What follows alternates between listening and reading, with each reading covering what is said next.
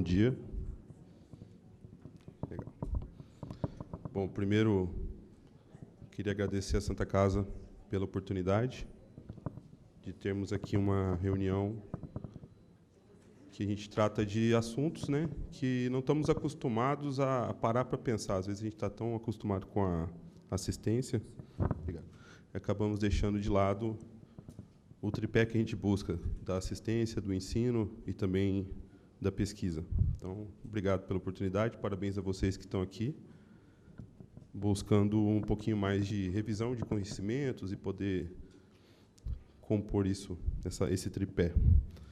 Bom, eu sou intensivista formado aqui pela Santa Casa, trabalho aqui desde que eu comecei a residência e continuei depois, hoje compondo a equipe de diaristas aqui do CTI e também auxiliando na coordenação da residência. Então, vamos tratar de um assunto que é muito comum ao CTI, mas que talvez alguns aqui não tenham tanta familiaridade.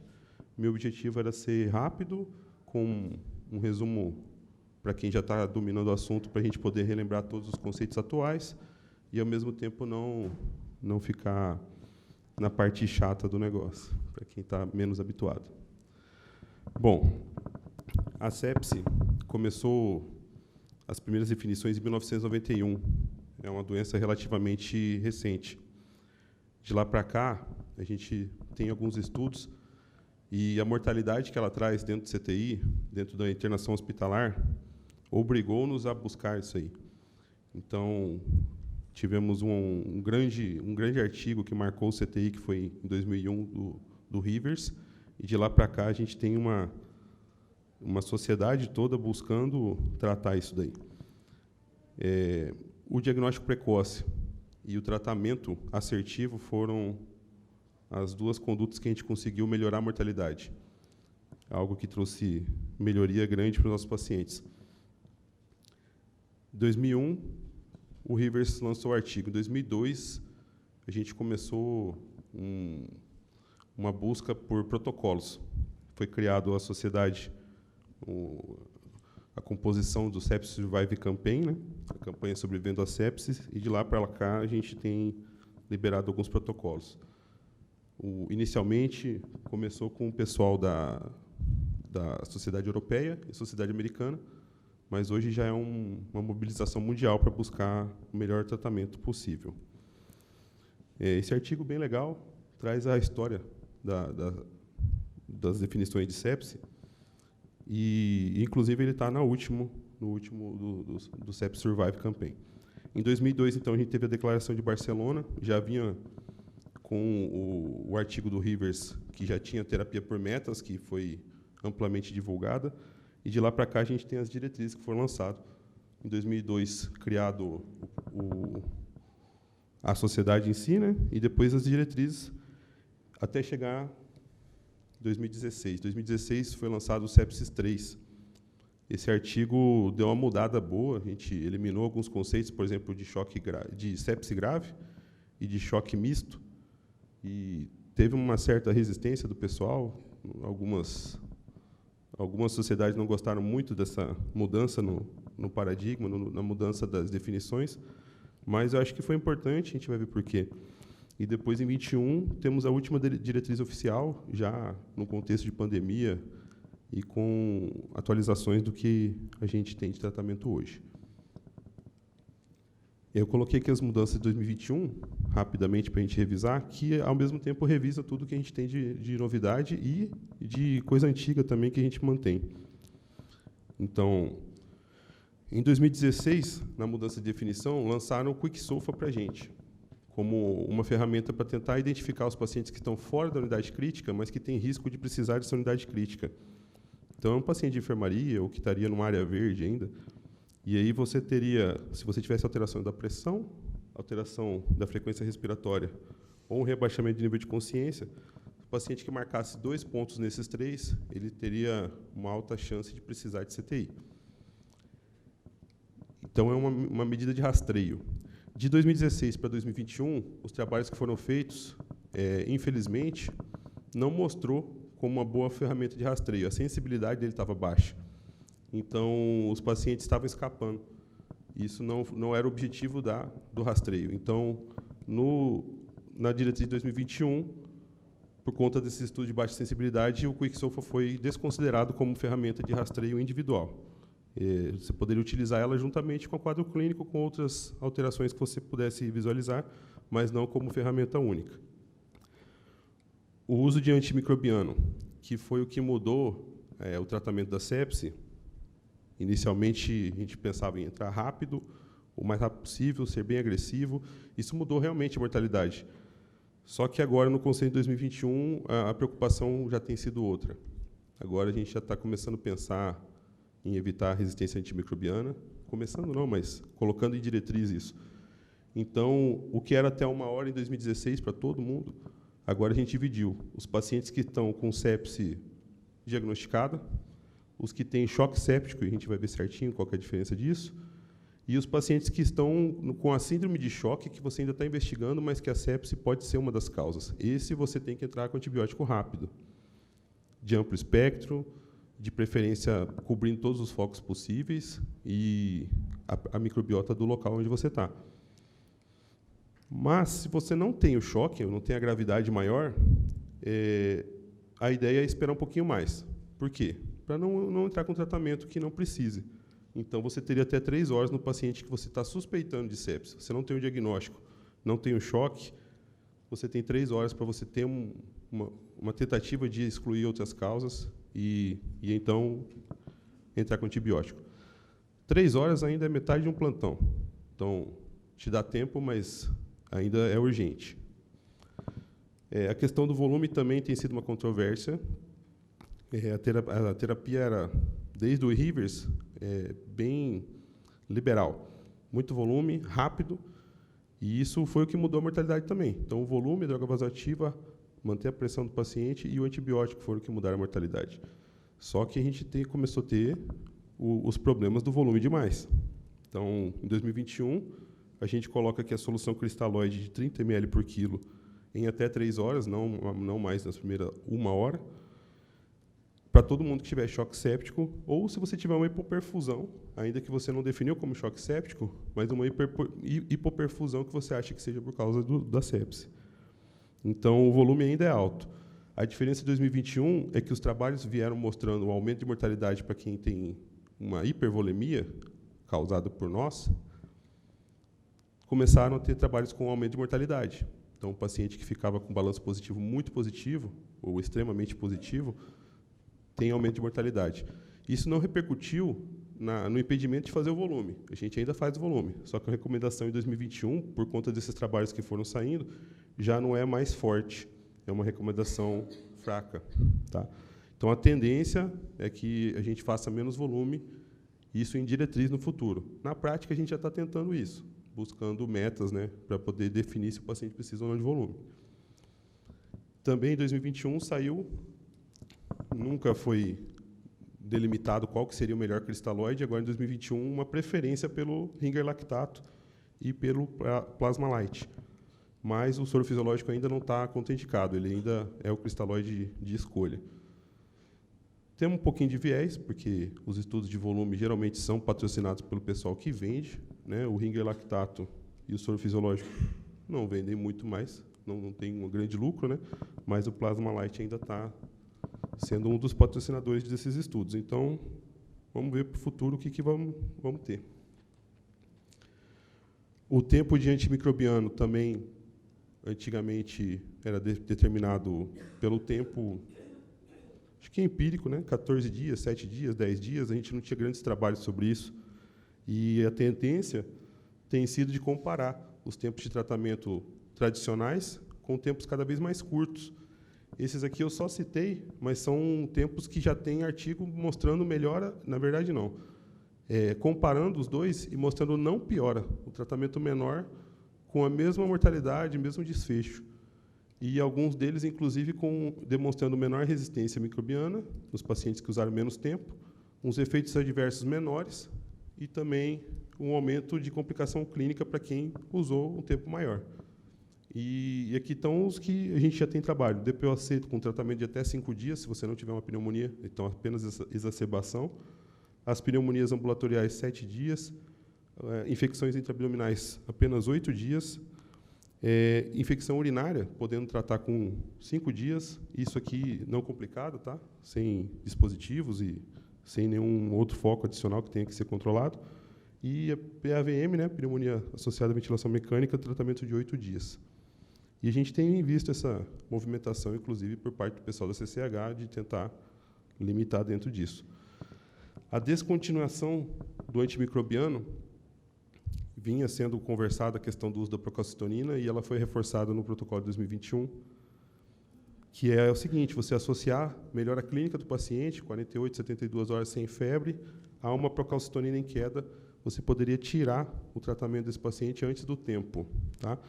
Isso, no protocolo de 2021, ele colocou que a sepse ou choque séptico com controle de foco e que tenha melhorado clinicamente com a procalcitonina em queda, você pode tirar o tratamento antes do tempo, desde que esse não seja um dos tratamentos que já estão definidos por literatura. Então, seria uma tentativa de ajudar nessas que estão fugindo aos nossos últimos trabalhos.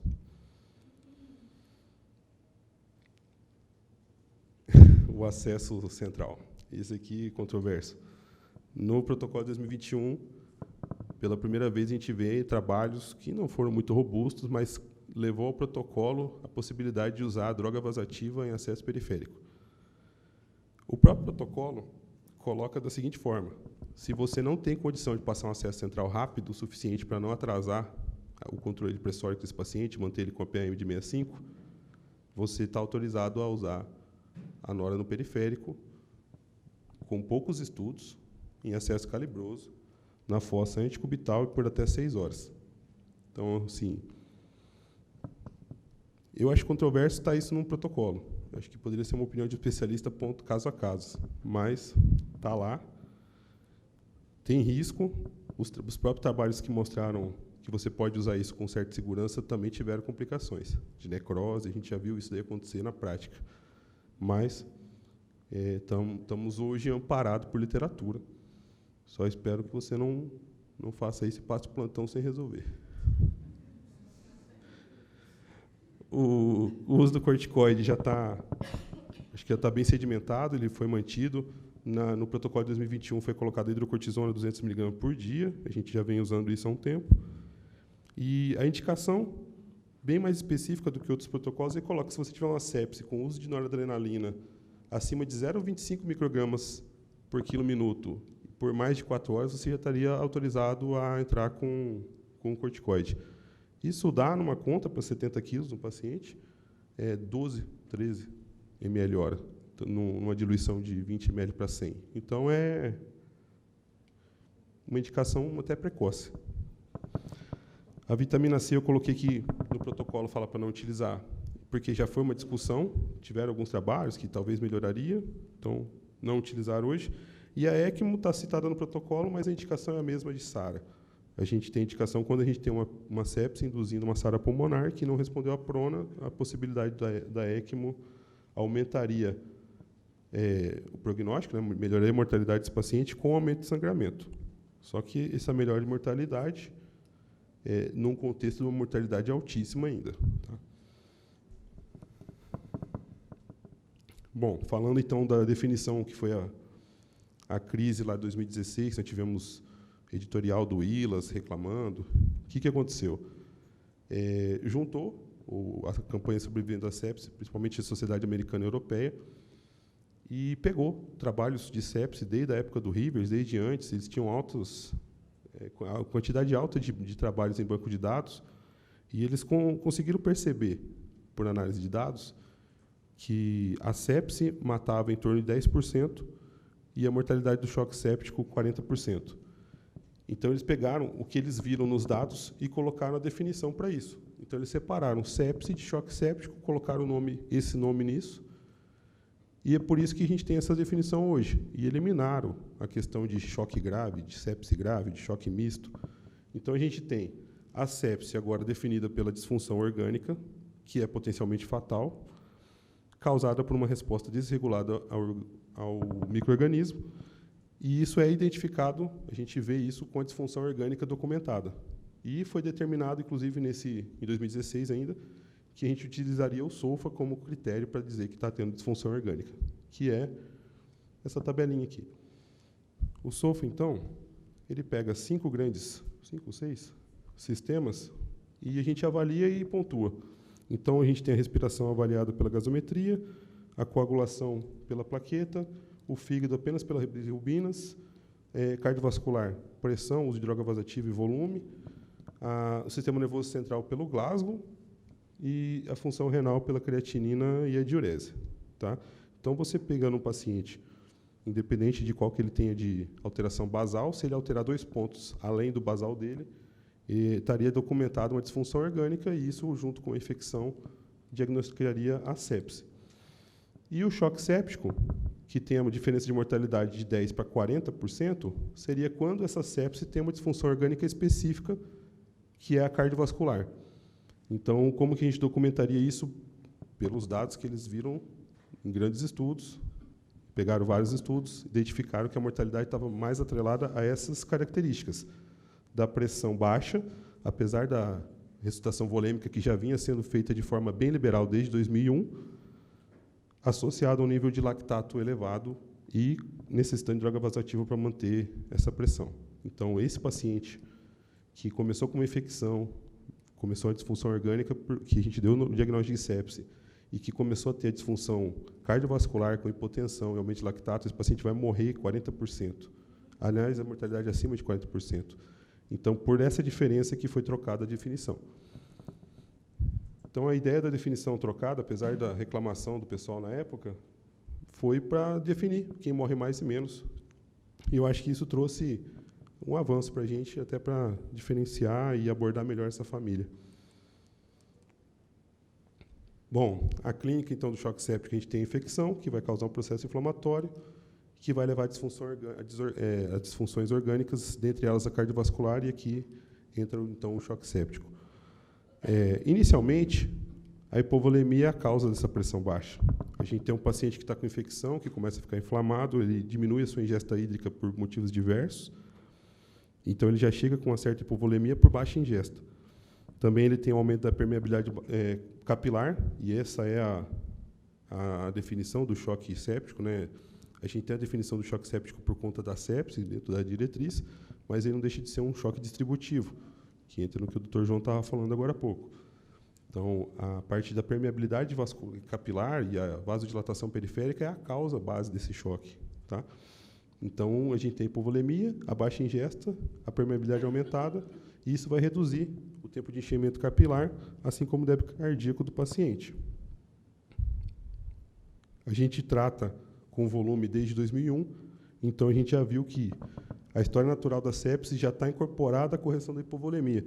Então, você tem a hipovolemia, assim que você corrige ela com esse volume que a gente dá, a gente reduz a resistência vascular sistêmica e isso aumenta o débito cardíaco do paciente. Isso normaliza e, às vezes, até traz um aumento mesmo real. Por conta desse aumento do débito cardíaco, a nossa taxa de extração de oxigênio ela cai, por necessidade mesmo. Apesar da demanda do tecido, o choque hiperdinâmico, né, te traz um oxigênio numa quantidade alta, mesmo que você não extraia muito de cada um que está passando ali. Então, você entra nesse estado hiperdinâmico, que é a tentativa de levar o débito cardíaco para a demanda que o paciente está aumentando. Você tem um alargamento, então, da pressão de pulso, e as extremidades do paciente ficam mais quentes, além de ter a taquicardia e a hipotensão relativa por conta desse aumento da permeabilidade. Então, a hipotensão tem, no final, as causas pela hipovolemia, que o paciente chegou e que você tentou corrigir, a hipovolemia relativa, por conta de o continente estar maior do que o conteúdo, e você também tem outros critérios, outros sintomas, né? A febre, a sudorese, que causam perda de volume plasmático. Nas alterações de laboratório, a gente vai identificar a hiperlactatemia, que veio justamente no metabolismo anaeróbico que esse paciente iniciou. Isso traz acidose metabólica para o paciente. Isso é identificado no laboratório quando a gente faz a gasometria. A gente tem um aumento da diferença arterial de CO2, isso porque você tem uma demanda aumentada, você tem mais produção de CO2 pelo tecido, e um débito cardíaco alto tentando lavar isso. Então, pelo aumento da demanda, você tem esse aumento, e você tem uma queda da saturação venosa central ou mista, se você estiver utilizando o Swan-Ganz ou um catéter central, justamente por conta disso. O débito cardíaco aumentado, tentando compensar o aumento da demanda do tecido, e isso ficando, às vezes, maior do que parecia. As alterações cardíacas que podem acontecer, a gente chama de miocardiopatia séptica, também citado pelo Dr. João, e a gente tem, nesse caso, aumento da câmara cardíaca, todas elas, e uma queda da frequência da fração de ejeção. Isso dura até 2 semanas e o mecanismo ainda é incerto. Provavelmente causa reinflamatória, mas ainda incerto. Com certeza com componente hemodinâmico relacionado, que é essa tentativa de compensação, e o músculo cardíaco não conseguindo tolerar isso tudo. Alteração renal que a gente pode ter, evidenciado pelo urigúria, aumento de creatinina e da ureia. Isso ocorre pela lesão direta e também pela baixa perfusão que está ocorrendo nesse paciente. As alterações pulmonares que podem acontecer são advindas da lesão de endotélio vascular, que vai causar um edema intersticial, que vai causar um desequilíbrio da ventilação-perfusão, trazendo hipoxemia. Essa daqui é a fisiopatologia da SARA. No caso aqui, pode ser tanto pulmonar quanto extrapulmonar. Se o foco inicial for pulmonar, ela é direta, se não, extrapulmonar. E o diagnóstico, ainda estamos, inclusive, com uma diretriz nova, que saiu recente, mas ainda engloba o infiltrado nas 4 campos pulmonares, é a redução da PF, que você vê na gasometria, e uma redução de complacência pulmonar com lesão aguda, né, menor que 7 dias e de causa não cardíaca inicialmente. Bom, as alterações neurológicas que a gente pode apresentar, geralmente rebaixamento de consciência ou até um torpor, ele vem por conta da inflamação. Essa encefalopatia associada à sepse é um diagnóstico de exclusão. Por exemplo, você tem que excluir, inclusive, a causa da sepse, né? Você pode excluir meningite como sendo uma das causas dessa alteração neurológica. Então, diagnóstico de exclusão frente à sepse. E as alterações hematológicas que a gente tem, principalmente no choque séptico, e que pode ser uma das causas de morte do paciente, é que a gente tem um estado procoagulante, como você pode evoluir com uma coagulopatia de consumo, conhecida pela CIVD, que é a sigla, e a redução dos sistemas anticoagulantes e fibrinolíticos, que seriam nossa defesa para essas alterações, ela também está alterada, e isso causa fenômenos antagônicos, né, microtrombóticos e sangramentos associados. Isso, quando o paciente apresenta, já demonstra uma gravidade maior.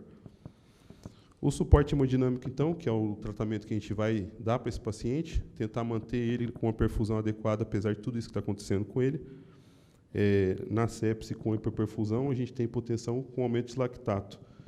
Então, o que a gente vai fazer é o volume, 30 ml por quilo, ainda é o que está preconizado, lembrar das culturas, do antibiograma, de todo o tratamento da sepse em si. E o volume já está em redução hoje. Já estamos buscando formas de fazer menos volume. E quais são os pacientes que já sabemos que se beneficiam de um pouquinho menos de volume? São justamente os pacientes que têm insuficiência cardíaca, que têm doença renal crônica, os pacientes que chegam para você nesse quadro agudo já anúrico, então uma falência renal aguda que já está anúrico, e os pacientes mais idosos que provavelmente vai ter alteração cardíaca que não vão tolerar tanto volume assim.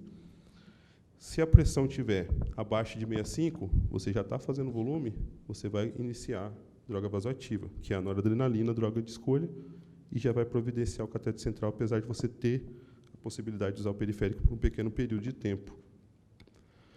O volume adicional, depois desse inicial aqui, que é a terapia liberal, aqui a gente já fala em conter um pouquinho.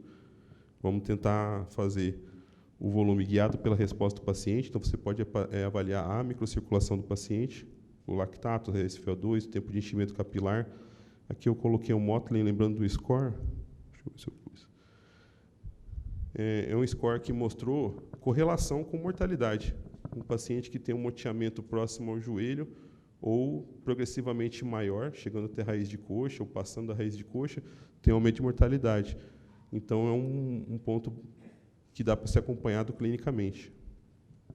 A monitorização hemodinâmica, principalmente comparativa. Então, eu coloquei aqui o monitor de débito cardíaco, como o Flotrac já foi citado, o ultrassom à beira-leito, o Swan-Ganz, enfim. Qualquer monitorização, manobra de elevação de pernas, tudo que você fizer, comparando sempre, depois que você faz o volume, se respondeu ou não, na busca de tentar diminuir essa infusão de volume que você estava fazendo inicialmente de forma liberal e programada e pacote para todo mundo, né? Bom, então o tratamento do suporte hemodinâmico se baseia basicamente no volume, na noradrenalina e buscando um alvo de pressão acima de 65. Coloquei as formas para lembrar, sem assustar ninguém. DO2 é a oferta que a gente está oferecendo para o paciente, o CaO2 é o conteúdo arterial. Lembrando que nesse CaO2 a gente tem o O2, a saturação e a hemoglobina. Então, assim, não adianta eu ficar brigando com a resistência vascular do paciente se eu não tiver um alvo determinado. Então, corrige o PaO2, faz o oxigênio para o paciente que está desaturando. Lembra que a oximetria não é o ideal, se o paciente está com a baixa perfusão, então observa a gasometria, garante o oxigênio do paciente, garante o alvo de hemoglobina dentro do que a gente tem de preconizado hoje, que seria um alvo de 7 para o paciente em geral, e no coronário pata podendo utilizar o 10 como alvo. E depois que você garantiu isso, aí a gente vai para a briga e para a dúvida, que aqui eu acho que mora o feeling de quem está tratando o paciente grave nesse sentido aqui. Até aqui é uma revisão, porque eu acho que a maioria domina o assunto já, e já viu o paciente, já tratou o paciente. Mas aqui entra a briga e a dúvida, e que a gente precisa cada vez mais se esmerar em tentar acertar. Por quê? Quando tudo deu mais ou menos certo, mas começou a piorar, aqui eu preciso definir o que está acontecendo com o paciente. É 2 caminhos. O choque misto, a gente não fala mais de choque misto, a gente fala em choque com componente. Então, a gente tem um choque séptico e ele tem 2 componentes principais atrelados quando ele tem esse componente adicional, que vai ser o componente hipovolêmico, e aí a gente vai determinar pelos métodos que a gente já comentou, sobre se vai caber mais volume ou não, e você tem o choque componente cardiogênico. Tá? Aqui, com a vasopressina, você vai melhorar a vasoconstrição do paciente. Melhorando a vasoconstrição, você vai piorar a função cardíaca desse paciente. Então, faça a vasopressina no paciente que você conseguiu determinar que o coração está bom e que vai aguentar. Então, ela é a segunda droga de escolha, quando a noradrenalina não está tolerando, não está resultando no que você precisa, da PM mínima de 65 e uma perfusão adequada. E a indicação é acima de 0,5 microgramas por quilo minuto de nora, você já pode entrar como segunda droga. Lembrando que esse paciente precisa ter um coração bom. Se o coração dele estiver ruim, é a dobutamina que seria a segunda droga, e não a nora. E aqui a gente tem a briga, porque um vai piorar o doente que teria indicação de usar o outro. Então, são drogas antagônicas nesse sentido. O ideal é que você consiga determinar se esse paciente tem uma disfunção cardíaca antes de escolher essas drogas. E aqui entraria o ultrassom à beira-leito ou o auxílio do cardiologista com o ecocardiograma beira-leito para tirar essa dúvida, que eu acho que é a grande diferenciação do seu tratamento nesse momento. Você pode utilizar a saturação venosa baixa como um guia, lembrando que ela baixa por outros motivos, tem que garantir todo o resto. A diurese protraída é um sinal de que o paciente está com disfunção cardíaca, e os sinais de hipoperfusão, apesar das metas já tentando ser atingidas, você já está com uma pressão boa, você já está conseguindo o alvo de HB, e ainda assim o paciente está se mostrando com a perfusão reduzida, então pode ser a causa cardíaca o motivo. E aí o ideal é definir antes de tratar. É isso.